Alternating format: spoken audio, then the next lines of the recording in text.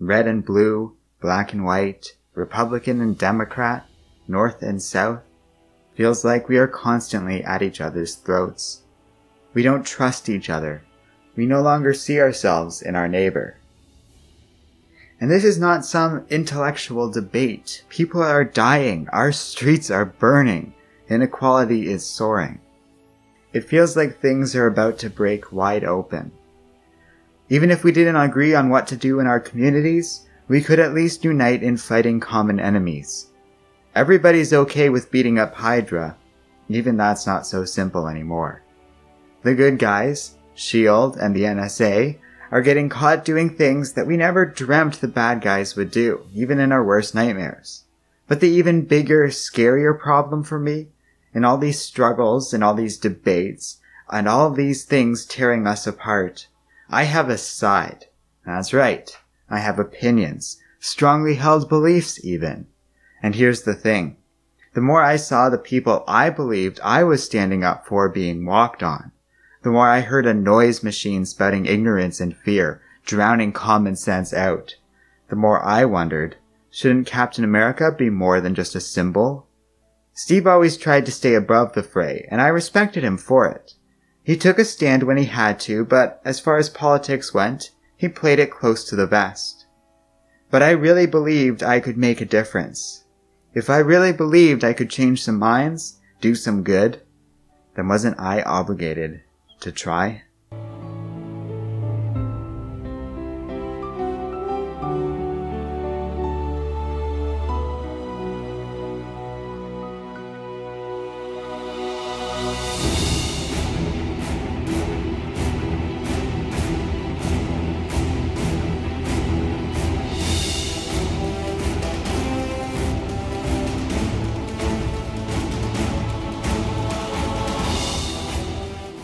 As a boy, Sam Wilson did not have an easy time growing up in Harlem. Like many living in this community, it was a tough time mired in poverty, crime, and grief. When Sam was only 9, his father, a minister, was killed trying to stop a fight between two rival gangs. 2 years later, Sam's mother was killed by a mugger, only a block away from their apartment. As encounters with racism and the church left him jaded, Sam became bitter and angry at the world and went to a life of crime. He became Snap Wilson, a criminal operating out of Los Angeles. Snap, as he called himself, began working his way up the criminal world, building contacts and becoming a member of at least one gang, before he came across a big job with promising rewards in Brazil. Flying out to Rio, Snap's plane crashed on Exiles Island, a once peaceful community conquered by a group called the Exiles, who allied with the Red Skull during the Second World War. Surviving the plane crash, Wilson befriended a Falcon named Redwing, and the two developed a strong bond with one another. The Red Skull decided to use Sam as a pawn in his never-ending conflict with his greatest enemy, Steve Rogers, Captain America. The Skull used the powerful cosmic cube to alter reality and change Sam Wilson forever. The man was given a psychic link with birds that, with time and concentration, could give Sam broad power concerning all avian creatures. He could give them command, see through their eyes, and work through birds en masse, even going so far as to be able to read the minds of the avian subset of Inhumans. At first, but also in general, the psychic bond is strongest with Redwing, and the two have worked closely together for Sam's entire superhero career. But that's not all the Red Skull did. Wanting to manipulate the man into serving his nefarious purposes, the villain completely rewrote Sam's history, making him into that of a kindly social worker that was lured to this island, but otherwise innocent in all of this. Though Sam's original memories as a criminal named Snap were later restored, these too were recently revealed to also be false memories, all as a part of the Red Skull to control and manipulate the situation. The Red Skull knew he could use these false memories of the Snap persona to easily and swiftly discredit the Falcon as a criminal, and down the road, he could be controlled through these means too. The extent to which the Cosmic Cube has warped Sam's past at the behest of the Red Skull should not be underestimated. What is known is this: the Red Skull wanted a close ally for Captain America that he could later use to hurt the hero. While the villain failed to fully corrupt Sam Wilson, he was successful at inadvertently creating one of Captain America's closest allies by doing all of this. The two met on Exiles Island, where they worked together with the natives of the land to free the small island nation. Returning home, Captain America helped Sam create a superhero persona of his own, and thus, Sam Wilson became the Falcon. Steve trained Sam in multiple forms of martial arts and brought the man to peak physical human condition. As they began to work together more and more, they got the help of the Black Panther, who created a special harness that allowed Falcon to fly. Sam began to master acrobatics, gymnastics, and his own training with this harness to create a unique form of aerial combat. Wilson became one of the best aerial combatants in the world, exceeding the ability of other flying superheroes such as Iron Man and Ms. Marvel. Together, Steve and Sam became close friends and superhero partners, working together on many missions. Sam got a job as a social worker, while he and Cap worked at the street level to defend Harlem from threats both inside and out. They had many adventures together during this time, developing trust and confidence in each other, while Sam began slowly building ties with other members of the superhero community. His nephew, Jim Wilson, would sometimes work as the Hulk's sidekick, until the man tragically succumbed to HIV and died peacefully, surrounded by friends. He and Cap would come into conflict with various villains during this time, including Harlem crime bosses such as Stoneface or Morgan. When Steve eventually abandoned Captain America and became Nomad after becoming frustrated with the United States government, Wilson mentored a young man named Roscoe Simmons to take up the role of Captain America. This did not last long, unfortunately, as Roscoe was tragically killed early on in his superhero career by the Red Skull. Not long after this, the Red Skull revealed his tampering with Sam Wilson's memories and tried to use them to force Sam into finally killing Captain America. Thus, Falcon continued his superhero career with distinction and was even invited to join the Avengers. This initial invitation was not sincere, however, as government liaison Henry Peter Gyrich forced Falcon to join the team in order to fill a mandatory racial quota he was faced with. Sam resented this, viewing himself as a token figure on the team, and quit at the first opportunity. Resuming his life as an independent hero working on his own and with Captain America as always, things went back to normal for a time. At one point, when Captain America was thought dead, Sam took on the mantle in his name, becoming Captain America for the first time and to date, the only black man to have ever officially taken this name. When Steve Rogers was revealed to be alive, he resumed his role as the Falcon, and they continued working together, often confronting issues and threats such as racism, gang violence, drugs, and other problems plaguing Harlem. This friendship was tested when the Scarlet Witch went insane and attacked the Avengers via various means. Her manipulations nearly drove a wedge between Sam Wilson and Steve Rogers, and was so troubling to Sam he briefly abandoned his role as the Falcon. Wilson resurfaced during the events of the first superhero Civil War.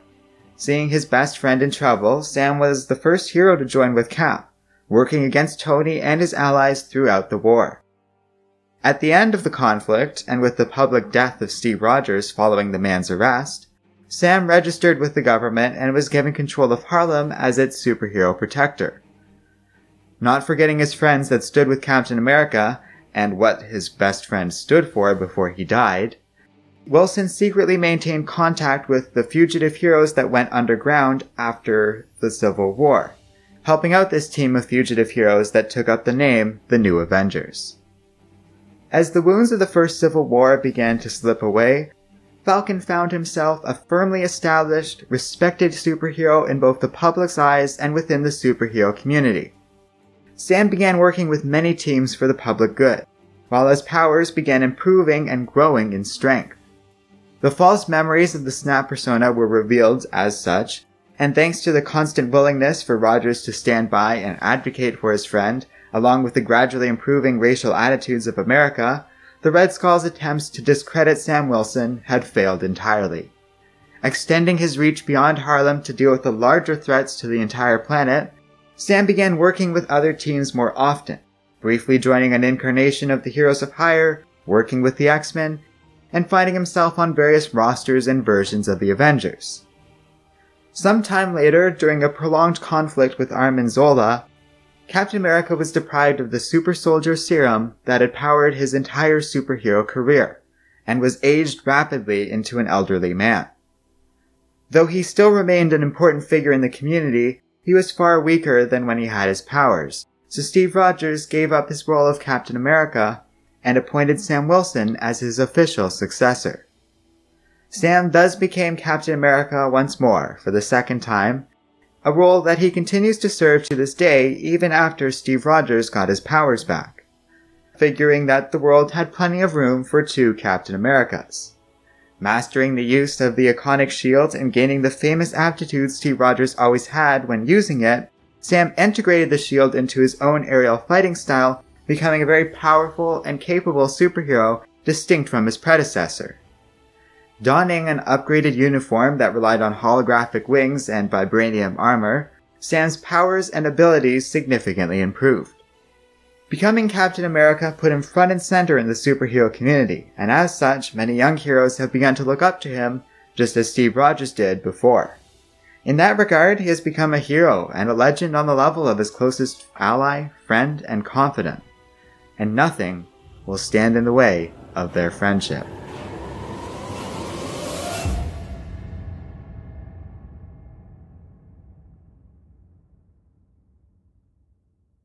Hello and welcome to Comic Island. My name is Arden, and thank you for watching the origins and bio of the Falcon. So this was a Patreon request that's been floating around for some time, even just as like a fan request for years now. And I finally got around to doing it, and it was a lot of fun. Falcon's a really cool character, and honestly, truthfully, I didn't know half of the stuff that was in this bio. I really didn't realize what a significant figure Falcon is in comic book history, and I'm totally glad I got to do this video because I learned a lot because of it. He's a really cool character. I don't think I knew this, and maybe it's bad of me to have not known this, but he is the first mainstream black superhero. And that's cool. It's kind of interesting. He actually precedes Black Panther, who built him the iconic harness, but for a while Falcon was just a rooftop hero who just like jumped and did acrobatics from rooftop to rooftop when working with Captain America. Their initial adventures together are awesome, and if there's one lesson I learned from all of this, it's that the notion of politics having nothing to do with comics is asinine. Because holy cow, after reading these, like, they are extremely political and really, really good. Yeah. They deal with all sorts of things, like especially race, drug use, and even little things like affirmative action and how people respond to the changing racial attitudes in America. In a lot of ways, Falcon represents like the struggle of the black man in the late 21st century. Which is a weird thing to say because this was like handled through a lot of times the eyes and scopes of white editors, writers, and artists, but I take some comfort in the fact that, like, this isn't a stereotypical character by any measure. There's a lot of color to him, so to speak. Not in terms of skin, but in terms of, he's a great character. He has layers, there's depth to him, there's a lot of interesting, like, nuances and, details to his character. And it all works very well. He's very cool in that regard. So, for example, he is a hero, but that's why I included that speech at the beginning. He's not like Captain America. He has a side, he has beliefs, he has a history, he has attitudes towards race and his time in Harlem and what that means to him and how he views the world. And it makes for good reading. It makes him a very distinct Captain America, and it's interesting that he's the only black man to take up the mantle of Captain America. And you might say, oh, there's replacing heroes and all that, but the list of people who have taken on the name of Captain America does not end with the 3 men mentioned on my list, or like in this video. There are a lot of people who have taken up the name, and it's interesting that Sam Wilson's the only one who's ever done it, and he has done it twice now. he's an interesting character overall, and it's cool to see his history and how he relates to the Marvel community because of it, how he starts as literally a token member of the Avengers and then gradually becomes a full-fledged, respected member who got in there based on his merits, not his association with Captain America, not anything else, like it's just because he is a good man. And seeing that evolution in this character and how his circumstances and what happens to him changes as time goes on is very cool. Like there was a time where he just wouldn't have been made, or it wouldn't have been proper to have him on the Avengers. It's weird to think about. And Marvel was a big part in pushing that idea forward. When I'm reading these old Captain America comics, and if you ever get a chance to check them out for yourself, the thing you have to remember is when they're being published and how hot button these issues were. These were controversial issues at the time that they were taking a real stand on and fighting for. It might have just been in little superhero comics, but these things have attitudes and influence. And then when we consider that there's also like the X-Men and the general attitude of Silver Age Marvel Comics, and even the characters from DC like Superman, who are at their very core and from the very beginning they were created an analogy for immigration and attitudes towards it, but also the belief in the American dream and that immigrants are welcome to said country and deserve an opportunity and a chance to make a life for themselves there. Comics and politics have been intermingled forever, and the idea of them not being parsed, or the need for them to be parsed out these days from certain elements of the fan community, is insane. Sure, like some comics can be apolitical. Guardians of the Galaxy, for example, doesn't strike me as overly political with its laid-back attitude and such.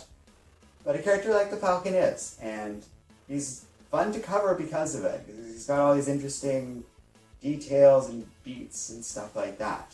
I mentioned his nephew in the video kind of deliberately, not because he's a huge part of Falcon's story, but because it's part of that same history. Just like Falcon was the first mainstream black superhero, James Wilson was one of the first, I think he was the first Marvel character with HIV.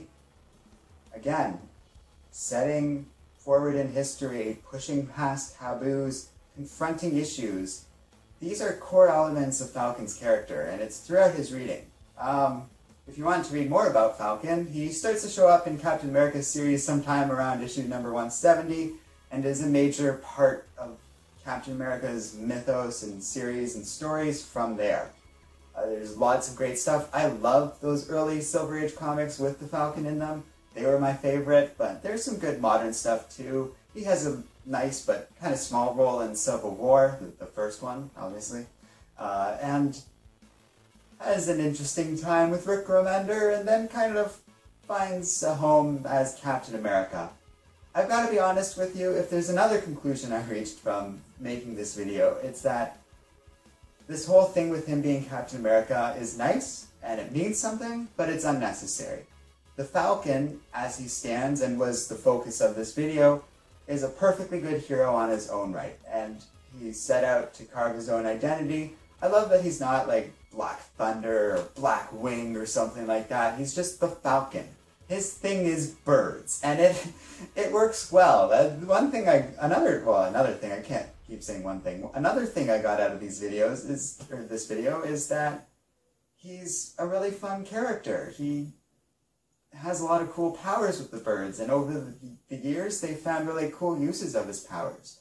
A very unique trait of him is not only his aerial prowess and fighting, and that kind of makes for good panels and shots throughout his history, created something for himself, and has also proven to be a good and distinct Captain America. That aerial stuff does make him very distinct in how he fights when compared to Steve Rogers, but I don't mind the fact that he is the Falcon, and that the Falcon stands great on his own. And we can see that in the MCU. He's awesome. He had that great fight scene with Ant-Man in his movie. And if the day ever comes when, for whatever reason, Chris Evans can't be Captain America, it's nice to know that there is a Sam Wilson who could take his place that's very entertaining. But I don't mind him being the Falcon, because the Falcon's awesome and totally stands on his own. So he works both ways, but I do like his time as the Falcon. I think it's more interesting to have his own distinct character. And regardless, the other thing that's cool about him is he doesn't have any powers, so to speak, beyond the bird thing. He doesn't have a super soldier serum, so he's not any more durable than the average human being. He's above average in terms of strength and ability and reflexes, but only at the peak potential of what a human can achieve. Aside from his bird powers, he really doesn't have anything extra going for him, so he's vulnerable, and that's kind of neat too. It brings Captain America and keeps him, like Falcon, robustly at the street level in terms of crime fighting and that sort of thing. But when he does become a bigger hero on the level of the Avengers and he's fighting these bigger threats, he's a little less useful against them, but they are a bigger threat because of it. He's more vulnerable against them than Steve Rogers is, and that adds some stakes quite nicely. So I do like this character overall, and I do recommend you check out some of those comics I mentioned, mostly the Captain America ones. Captain America and the Falcon is a good little series when it briefly became that, but it's still part of the main Captain America series. It's a whole publication thing, but look it up on Wikipedia. There's a lot of good information there. The Marvel Wiki also has some recommended reading, and that's a great little list for getting you started if you want to learn more about this character. Otherwise, thanks for watching. If you want to support Comic Island and help us make more videos, check out our link to the Patreon page below. There's lots of cool perks, and you can have a say in the videos we make. And finally, don't forget to like, subscribe, and keep reading comics.